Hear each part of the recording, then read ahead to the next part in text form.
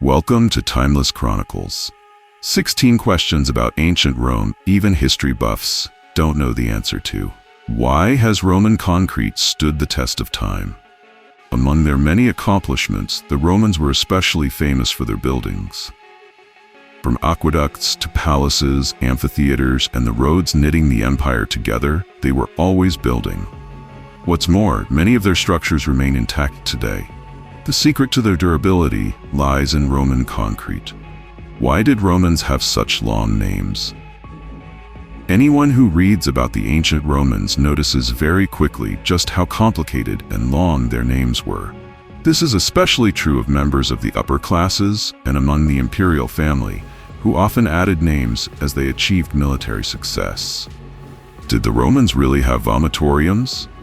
A long-standing myth surrounds the Romans' supposed use of vomitoriums during banquets.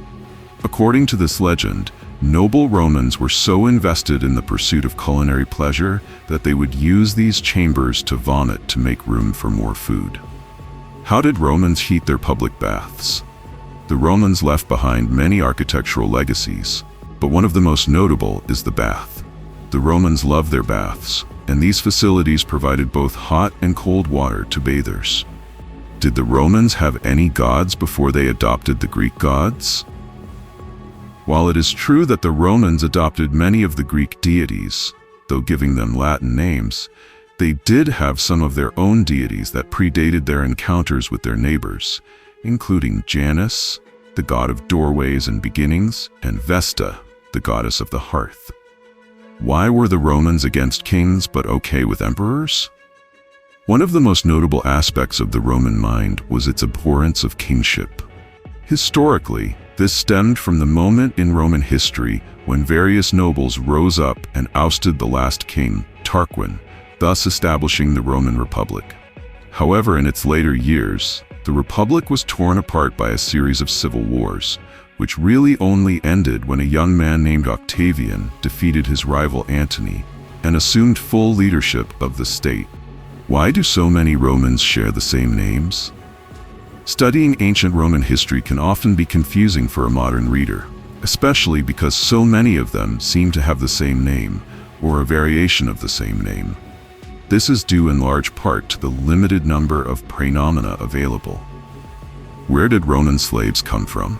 As with many ancient societies, slavery was a ubiquitous part of life in ancient Rome.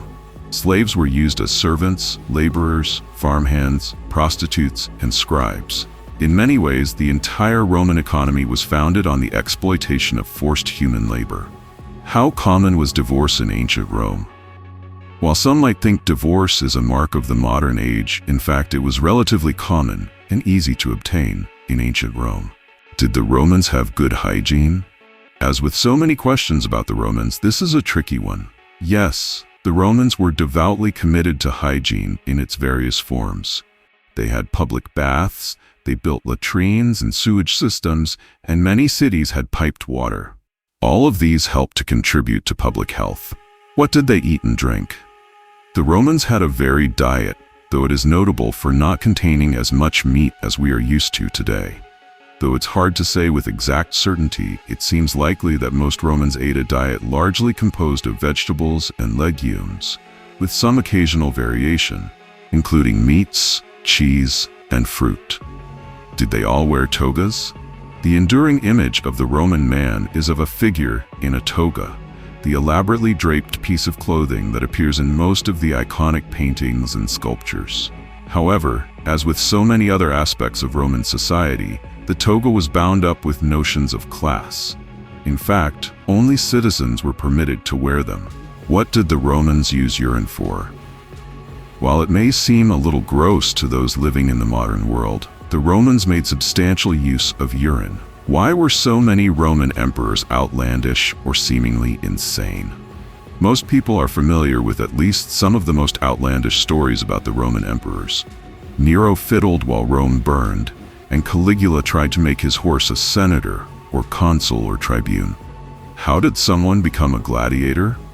Few figures are as symbolic of ancient Rome as the gladiator, and this figure has made numerous appearances in films, TV, and novels. In the beginning, most gladiators were people who had been conquered or otherwise enslaved. Slowly but surely, however, this began to change, as even those who were free began to sign up, largely in the hopes of attaining wealth and prestige. When did the Romans become Christian?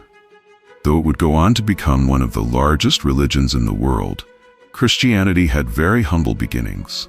In fact, for much of its early existence, it was subject to periodic persecutions from the Roman state, which often saw the fledgling faith as a potential source of discord and civil strife.